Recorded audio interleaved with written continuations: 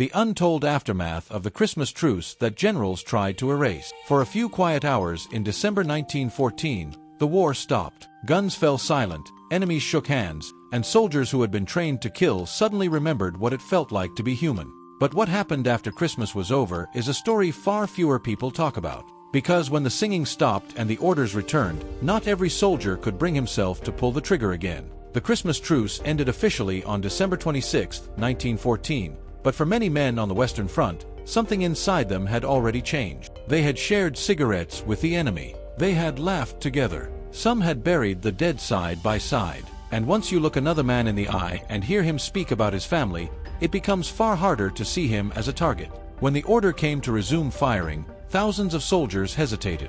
In the days that followed, officers on both sides noticed something deeply troubling. Rifles were being raised, but shots were not landing. Bullets were deliberately fired high above enemy trenches or buried safely into empty ground. In some sectors, both sides seemed to understand this unspoken agreement. Fire only if fired upon. Miss on purpose. Do enough to avoid punishment, but not enough to kill.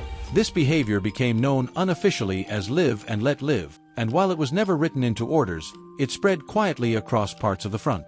This was not a rebellion. It was something far more dangerous to military command. It was empathy. Generals could deal with fear, exhaustion, even anger. What they could not allow was understanding. The entire structure of trench warfare depended on the idea that the enemy was faceless and monstrous. The Christmas truce shattered that illusion, and for some soldiers, it never returned. Letters from early 1915 reveal men confessing their unease. They wrote about knowing the exact faces across the trench. They wrote about hearing familiar voices during night watches. They wrote about how strange it felt to aim at places where they had stood only days earlier, shaking hands with men who were now once again labeled the enemy. These letters were not dramatic declarations of refusal. They were quiet admissions of guilt and confusion. High command noticed, and they reacted quickly. Rather than mass punishment, which could destroy morale, military leaders chose a more calculated response. Units that had participated in the truce were rotated away from quiet sectors and sent elsewhere. British units were reassigned to colder, harsher sections of the front or removed entirely from the line. German units, especially those known to have fraternized openly, were sometimes transferred to the Eastern Front, where the fighting was more fluid, more violent, and far less personal.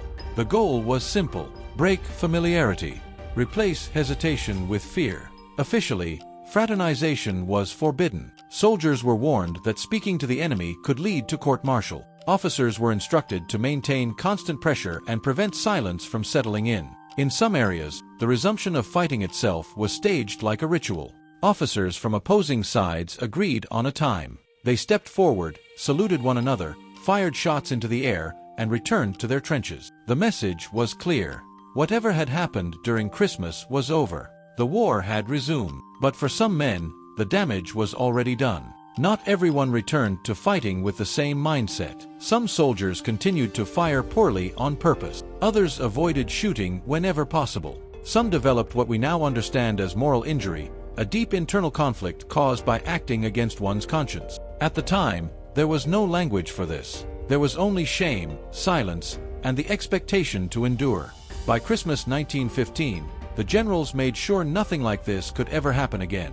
Artillery was ordered to fire continuously through the holiday. Songs were drowned out by explosions. No pauses were allowed. The trenches were kept loud, chaotic, and deadly. The lesson of 1914 had been learned. Peace, even for a day, was dangerous. What makes this story so unsettling is not that soldiers refused to fight openly, but that many never fought the same way again.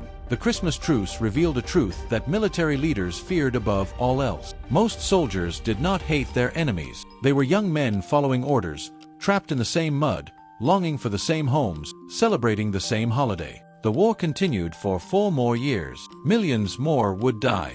Gas, tanks, and relentless bombardment would harden the front lines and strip away any remaining innocent. The conditions that allowed the Christmas truce to happen vanished, replaced by industrialized killing on a scale the world had never seen. Yet for a brief moment, ordinary soldiers proved something extraordinary. That even in the middle of history's most brutal conflict, humanity did not disappear. It had to be suppressed. The Christmas truce did not end the war, but it terrified those who depended on it continuing. and the soldiers who struggled to fight afterward remind us that the greatest threat to war is not the enemy, but empathy. If you value real, fact-based stories that reveal the hidden moments where history almost changed, subscribe to the channel and stay curious.